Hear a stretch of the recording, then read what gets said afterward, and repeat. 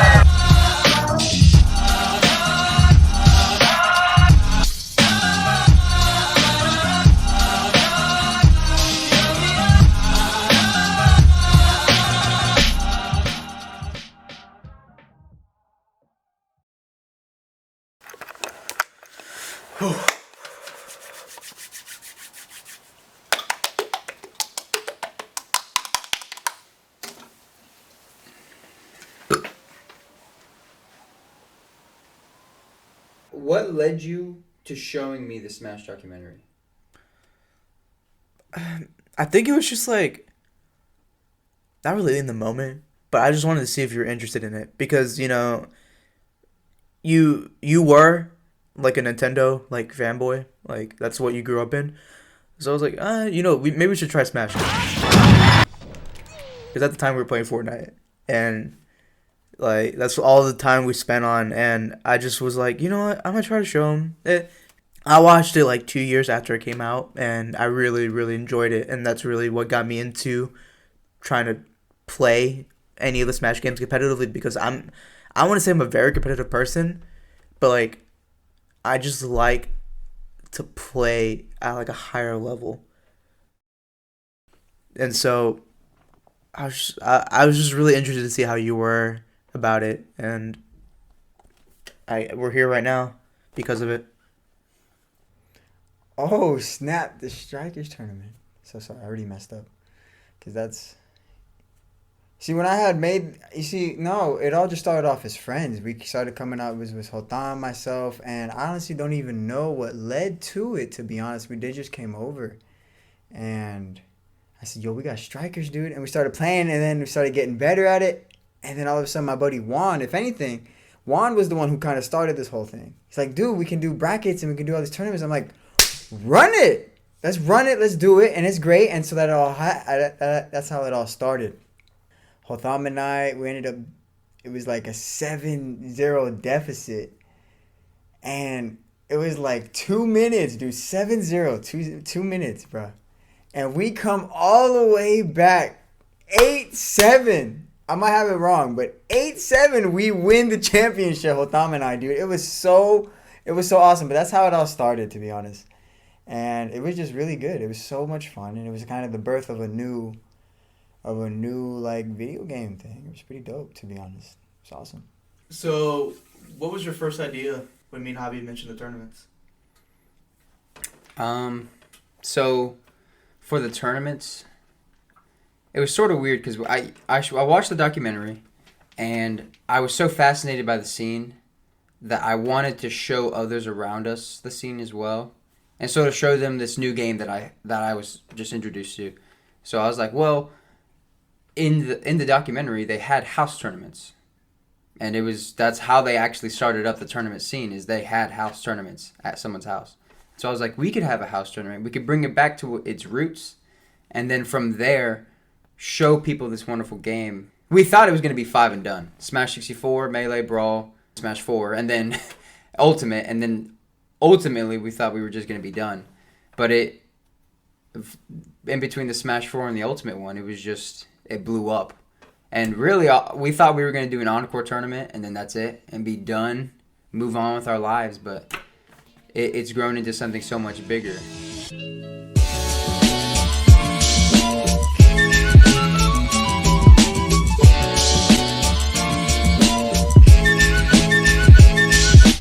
I remember playing Mario. This is the championship right now. In the grand finals, it was with Dawson, dude. Dawson and I'm glad. Like, if I had lost and Dawson won, I would think I would be content.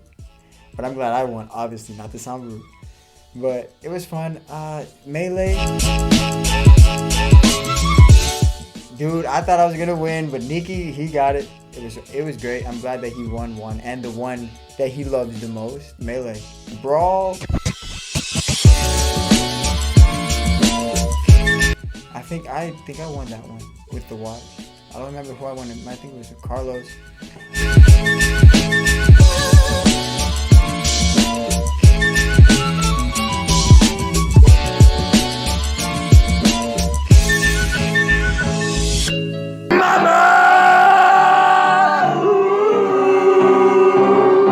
Go.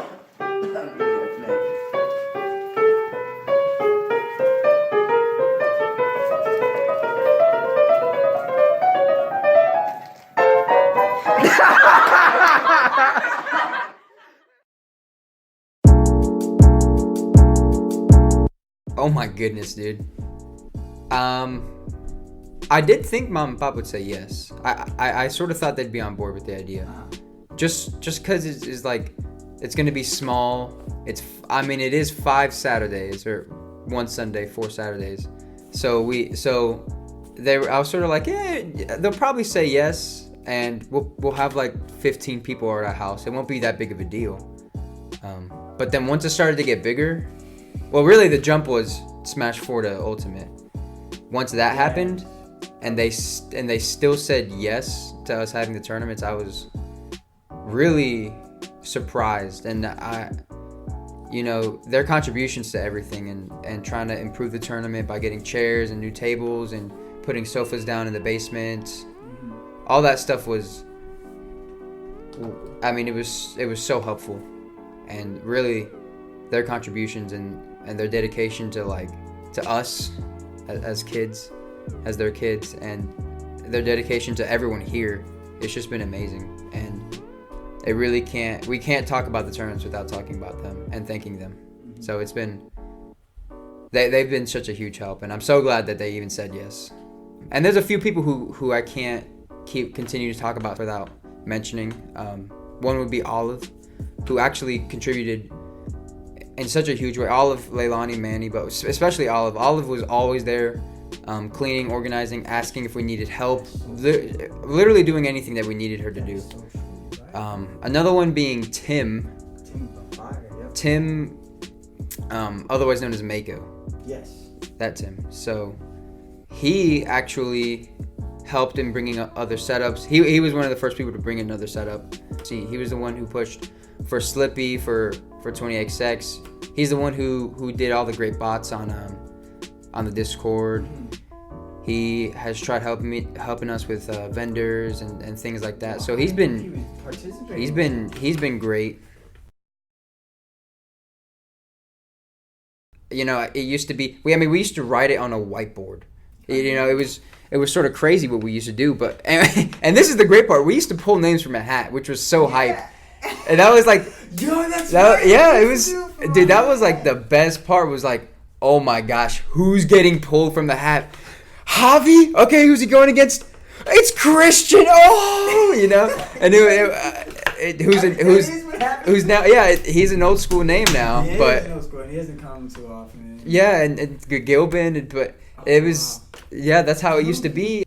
Going back to other tournaments, so. Because I think we've covered almost all of them except Carlos. So the Smash 4 tournament.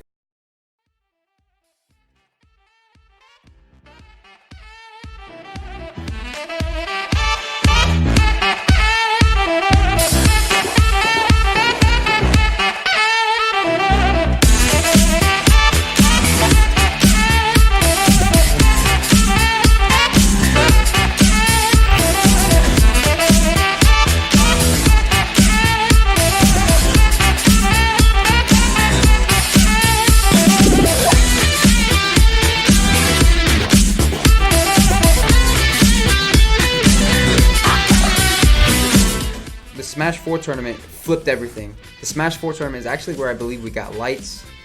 No, yeah, that's true. We finally got lights. that was the second one we ran on Challenge, so we actually had like official seating and stuff. Or even then I think we still pulled from hats. But and that one, Smash 4 Carlos won, and that was a great win, and that was definitely he's another great player that we've had since the beginning. His Mario is crazy, but it was a great tournament, and congratulations to Carlos for winning that tournament.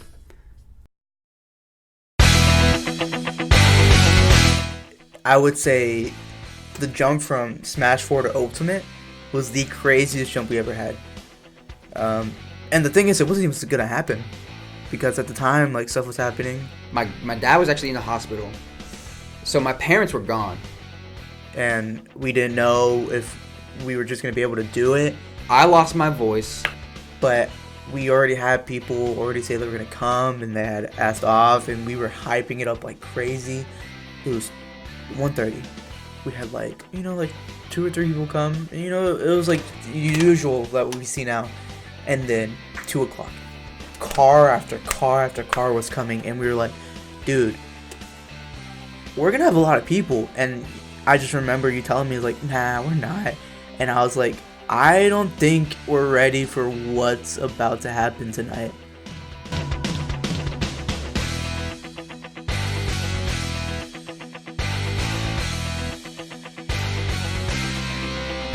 It was insane with the amount of people that came. Like, we really couldn't keep up with anything. Like, 1 minute we'd be at one place and the other would be at another place, and it was just hectic. And like, we've got it down now, but that was the first time where I think I had no idea what to do. It was we jumped from having 21 people to 55 in the house. It was crazy. Wow. And Ultimate, bro, this man, it was like new character. When you see a new character in Smash, this man Brian pulls out of nowhere. Who is this man? Out of nowhere, it's like there's the siren blares. New character arriving, challenger approaching, and it's Brian. This man is so quiet. He looks like Zero apparently, and this man, dude, whipping it with Pokemon trainer, villager, going to freaking town, dude. And he just blew house. He just went crazy, and he won 5. And I can't flex. I was mad because who is this guy? I was like, who is this guy? Such a late tournament. We didn't expect that many people. We weren't prepared at all. And to cap it all off, we had a guy get stuck in a ditch, and it's none other than Crockett, who's he got stuck in a ditch. His dad came. It was crazy to pull him out of the ditch. Oh, but he got stuck. He was stuck there till like 2 a.m. But that was, crazy night. That probably the most instrumental tournament we've had. We wouldn't have continued had that tournament not happened. So.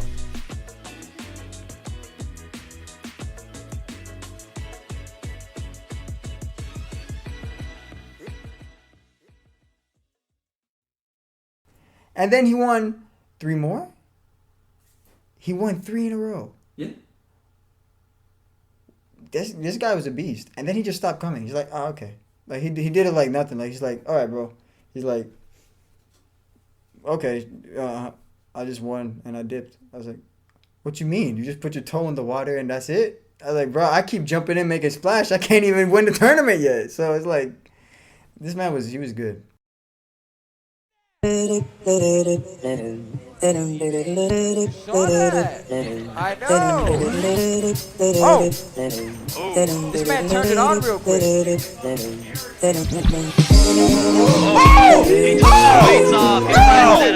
No! A very strong rest. No, bro! No! You don't do that! You don't do that! Now we have the inclusion of streams. Actually, the first streamed one, I believe, was Taj's win. And then after Taj's win, we actually go into Mousetrap's win.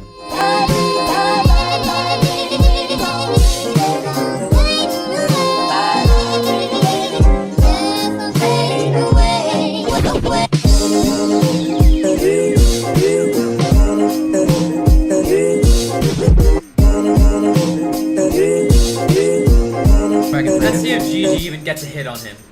Let's see if JG even gets a hit on him! Mousetrap sort of came out of nowhere. He was sort of a Ganon that none of us saw, like foresaw. And then even after that, Mediocre had gotten like second place. I don't even know how many times. 4 times. Yeah, he got second place quite a few times, but in the final tournament, he closed it off. He actually closed it off with a 0 to death against Mousetrap. It's his head. Oh, and he almost did it. He almost baited it out. Yeah. He almost baited it out. A tilt. Oh my goodness, that was a down smash too. It was going for a down smash. Yeah, Mousetrap was going for a down smash, but it just didn't come through. Oh, and Mediocre was too fast. Let's go. Mediocre with those bread and butter combos, 55%. Mousetrap needs something fast here. Mousetrap needs to stay in the game. He needs something fast. He needs a kill. A Dorial. He's not finding anything. Oh, he almost got the Dorial, but it didn't connect. He got there on stage. Oh, no disgrace against Mousetrap. He won a tournament, but it was a great moment, and everyone wanted him to win. Oh, he almost got the Dorial, but it didn't connect. He got there on stage. Oh, is this it? And Mediocre wins the tournament. He says, "You're not gonna reset the bracket on me. I'm gonna get my win." Mediocre wins. We have some genuine happiness throughout this entire tournament. This entire venue is going insane. If you weren't watching up until this match, Can we close the door? Can you close that door? Do you hear what's going on? Do you hear what's going on? Look, listen to this. Mediocre, let's say it again. Mediocre lost the first one, and he didn't really have a chance. Yeah. Mediocre lost to Brian. Yeah. Mediocre won winner's side, then lost to Brian because Brian bracket reset and then beat him. Then he lost to Taj. Then he lost to Mousetrap last time, and then he beat Mousetrap game 5 this time. Amazing play by Mediocre. He was playing out of his mind.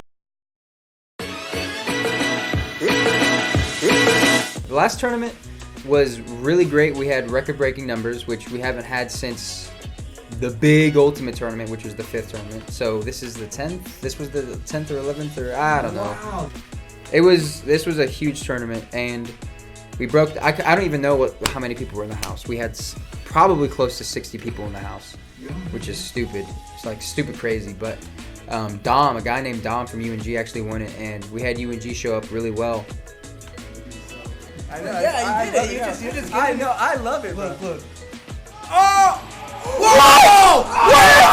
What? Transition it! Bro, Link lost! Houseway! Bring back. I want to see another game. Oh, with the toe! That's it. There's some people who made it out to almost every single tournament, and they're actually tied in how many tournaments they've come to, and that's Olive and Crockett. A shout out to them for being there since the beginning, for the entire time. With the tournaments, I think my intentions have always been, 1, show people the game. 2, I've always wanted to share the gospel with people. So sort of bringing them into my house, giving them a great community to be around. Hopefully someone would hear about Christ through it, you know? And we've actually had some people,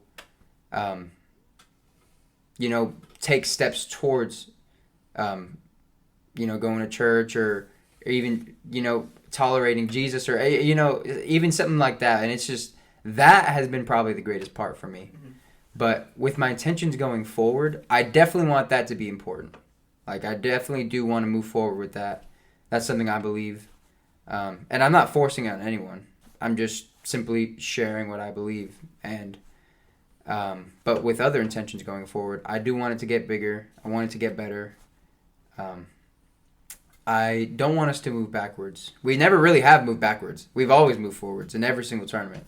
There's probably one tournament that we didn't upgrade, but we've always moved forward in all of them. So going forward, I want to get bigger, put our name on the Atlanta map, or the Georgia map, really, and hopefully become important in the overall Smash scene. I think that'd be dope. All right, and lastly, what do these tournaments mean to you personally? Personally, Dude, honestly, it is really the fellowship and seeing, because it's not unfortunate, because it is very fortunate that we have a lot of kids come to our house who are shy or feel like they're outcasts or feel like they don't got too many friends or whatever. They feel like they're not part of clubs and whatnot. And honestly, I'm glad that they come here and they feel like they're part of something. Like, it's really nice to see them and to laugh. And yes, they're shy, but they're still having a good time. Yes, they're scared, but they're still having a good time, and they feel safe here. They talk to mom and pop like they're their own parents. We're all talking to one another. It's really all just fellowship. And it's great that they have a spot here, because maybe they don't got that spot at the house. Maybe it's a broken home there, and here they feel like this is what it should be like. This is how it should be, and they feel good, and they feel loved, and that's how it should be, and that's how. If they're feeling like that, that means the Silvas are doing their job correctly. And it's just something great. It's awesome. It's beautiful. So what do these tournaments mean to me? Well, it's really hard to say. Like, I've been a part of them since the beginning. And it was something fun for us to do. Did I expect it to get this big? Of course not. Did any of us expect it to get this big? No. Am I glad it did? Yeah. Do I miss the smaller tournaments being more personal and everything? It's like, yeah. But I'm really happy with the community that we've been building. There's many people who I've met who I really like to call like close friends now that I probably would have never met because of these tournaments. I never would have figured things out in my life if it weren't for these tournaments. I've just had so much fun talking to so many different people and hearing about their lives and everything. And it's just a weird experience because it's something you really don't expect for you to be a part of until you are. And like, I'm very happy to say that I'm like a part of this community where one moment you can be talking about Smash and then another you can be talking about another thing. But at the end of the day, we're just all a bunch of like gamers who just love the same game.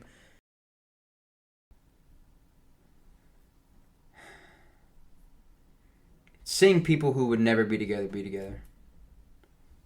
I think it's been amazing to see and be able to introduce people to new people and, realizing a lot of these people wouldn't be where they are in life had there not been something like this. And so that's been an amazing part. And I think that's been the most special thing to me is that we have been the connection to so many different people in so many different places that really are unimaginable. And I can't even imagine a world where this, connecting all these people didn't even exist now. But that's definitely been, that probably means the most to me is being able to bring people together. It's sort of silly under a game, but, that's what things can do. So I think, yeah, I think that's what it means most to me is bringing people together.